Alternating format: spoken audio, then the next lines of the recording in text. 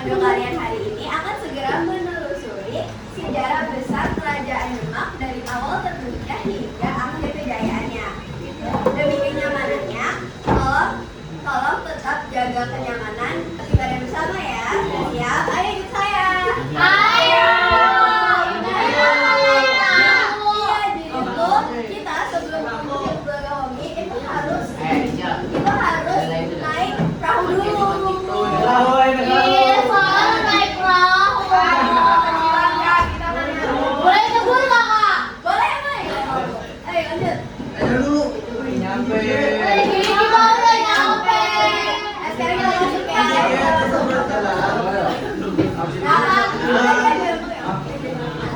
Jadi di sini itu ada diorama Kerajaan Demak.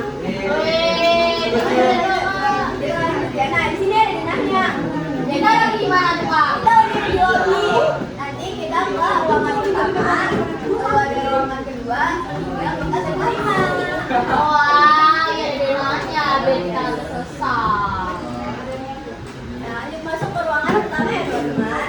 Oke. Itu apa tuh? Itu apa tuh? Nah, teman-teman di sini ada yang tahu nggak kira-kira ini lukisan siapa?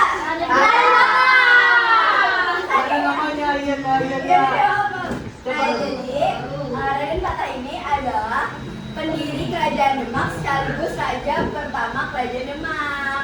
Nah, di bawah kepemimpinannya ini dia berhasil mengubah hutan Bagahomi menjadi pusat kekuatan Islam pertama di Jawa sekaligus membangun Masjid Agung Demak sebagai simbol pertaruhan ulama dan rakyat. Oke, lanjut. Nah, di sini aku bakal menjelasin tentang awal mula berdirinya Kerajaan Demak. Kerajaan Demak tercatat sebagai kerajaan Islam pertama yang berdiri sepanjang pantai utara Jawa.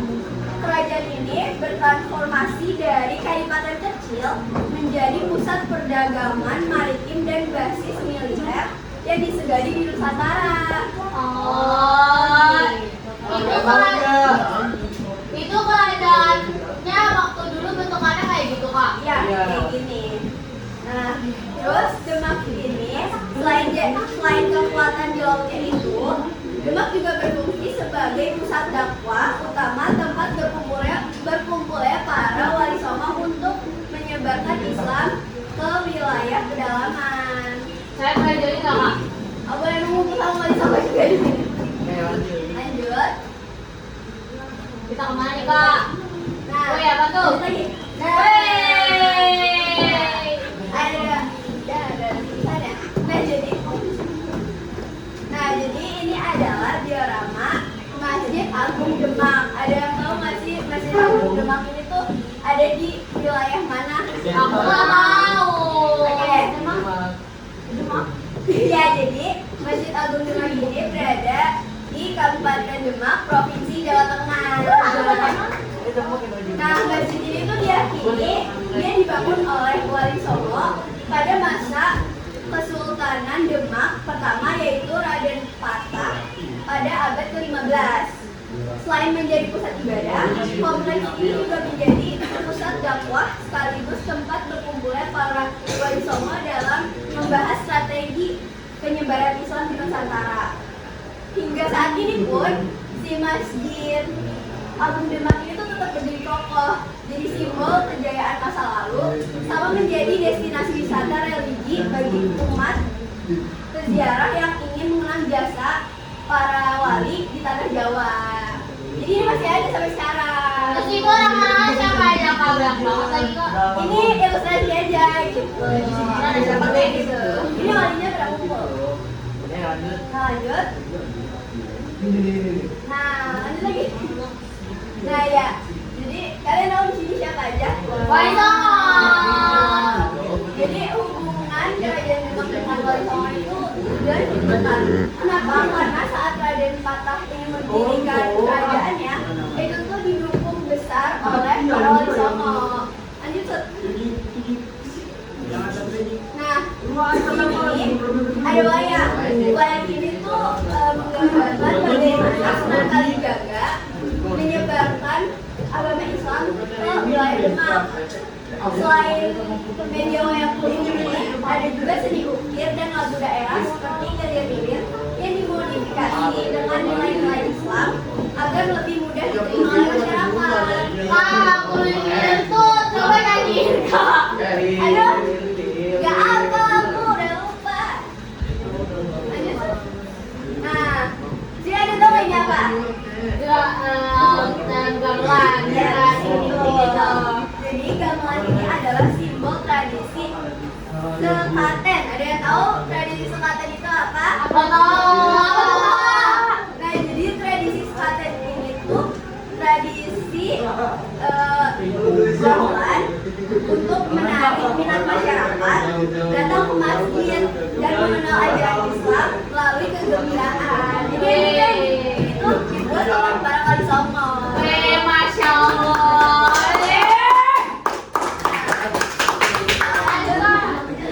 Nah, kita lanjut ke ruangan kedua.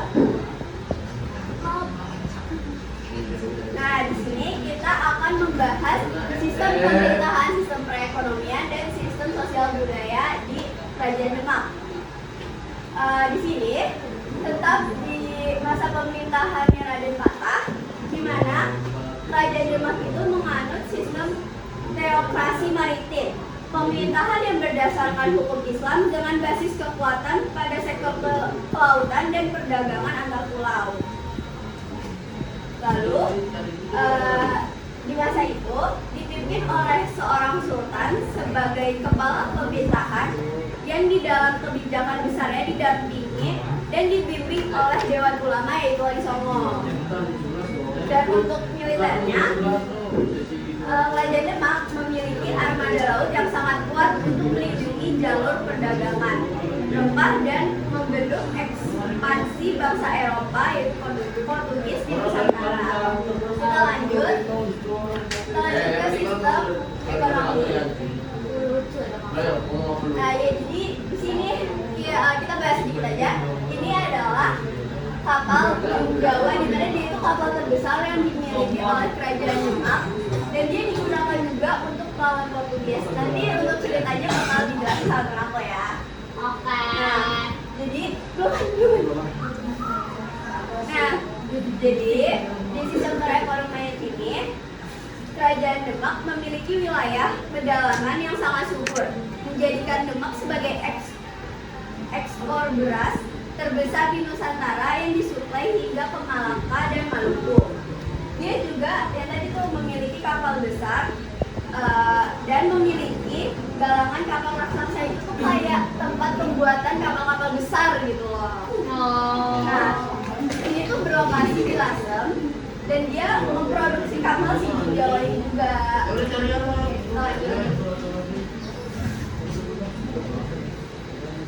Dan di sini juga sama untuk sistem sosial dan budayanya dilakukan dengan dakwah melalui pendekatan kultural yang harmonis seperti penggunaan gamelan dalam tradisi sekaten dan modifikasi wayang kulit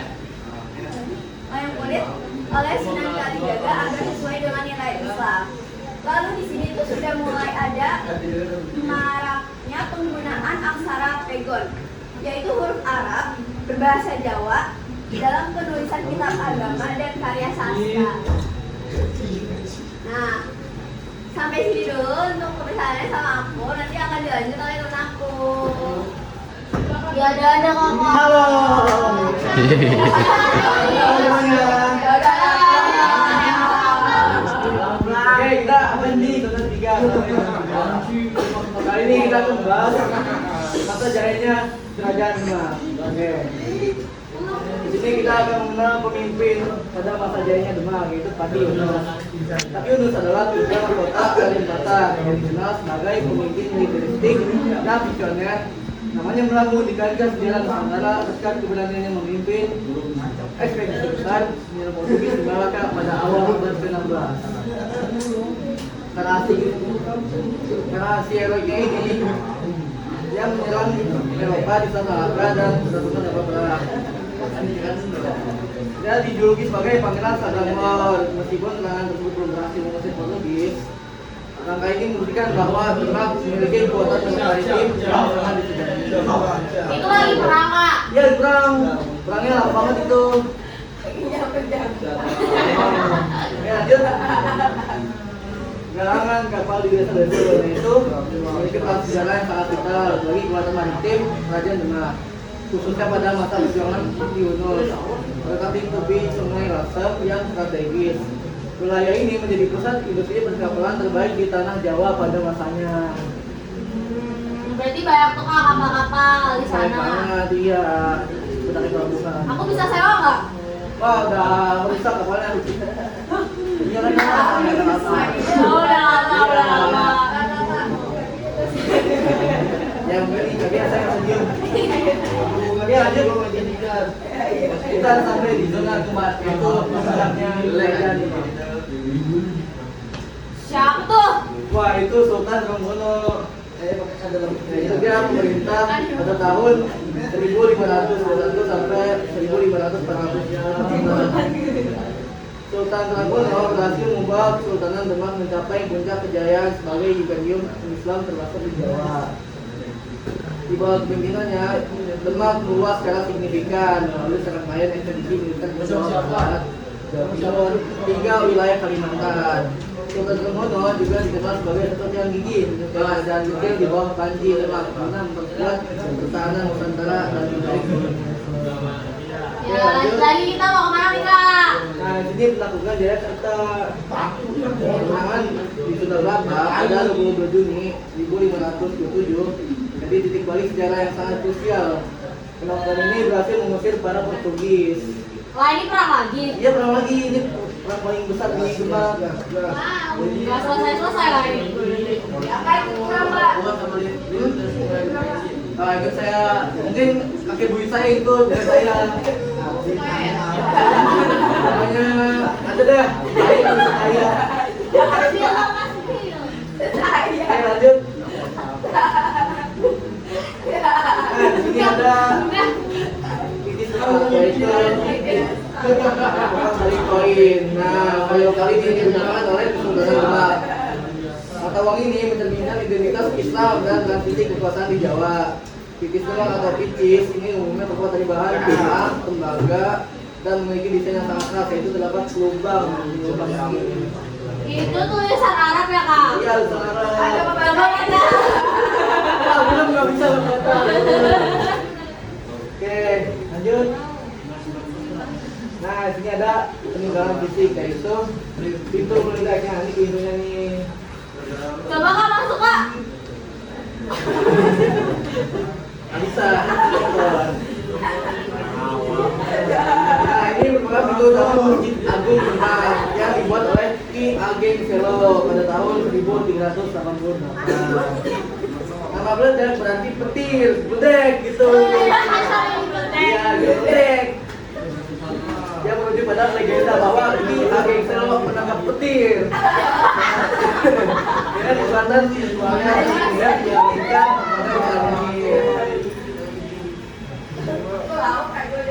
Nah, yang ini ada dampar bencana, yaitu singgasana yang terbuat dari kayu jati, berkualitas tinggi dan butiran halus. Singgasana ini merupakan tempat duduk, melainkan simbol otoritas kemegahan Kesultanan Demak. Sebagai pusat kekuasaan di tanah Jawa.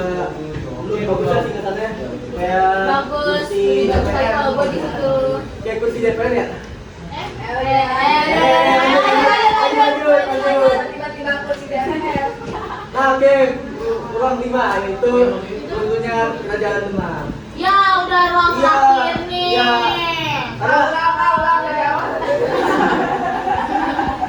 Oke, Tunggu lagi. potong gak nih, rute gak berapa? Nggak tahu itu. Nah, karena Sultan Trenggono meninggal, jadi udah Sultan tuh ada internal konflik itu. Nah, lagi di pemerintahan tuh merupakan peristiwa kelam yang menjadi titik balik runtuhnya kejayaan Kesultanan Demak. Peristiwa ini menandai berakhirnya era ekspansi kebesaran dan dimulai konflik internal yang berkepanjangan.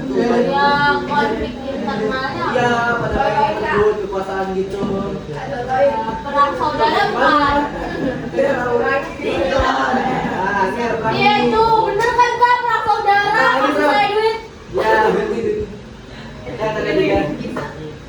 ini perang terakhir pada kerajaan Demak.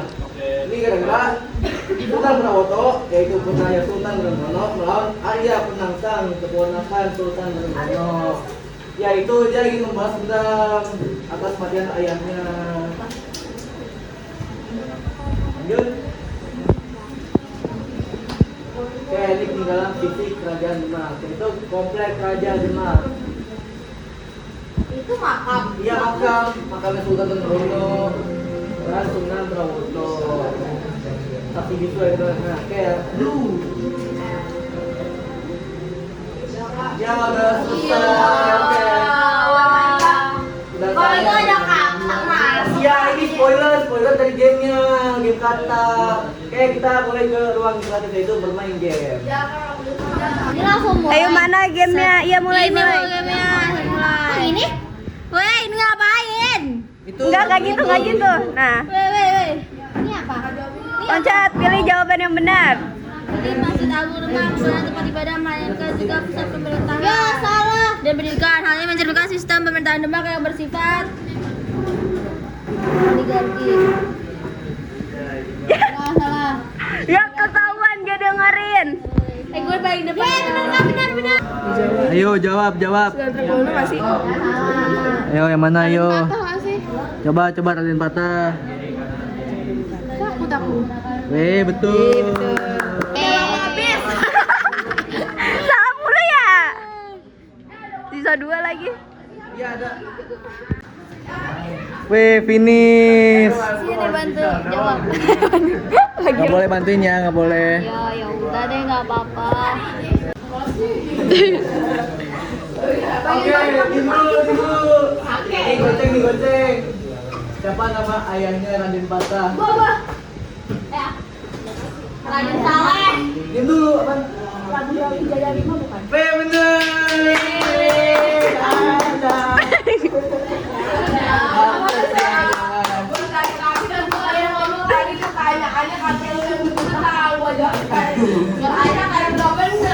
Oke, sekian dari Oh iya, lupa perkenalan ya. Nama saya Dwi Suprapto.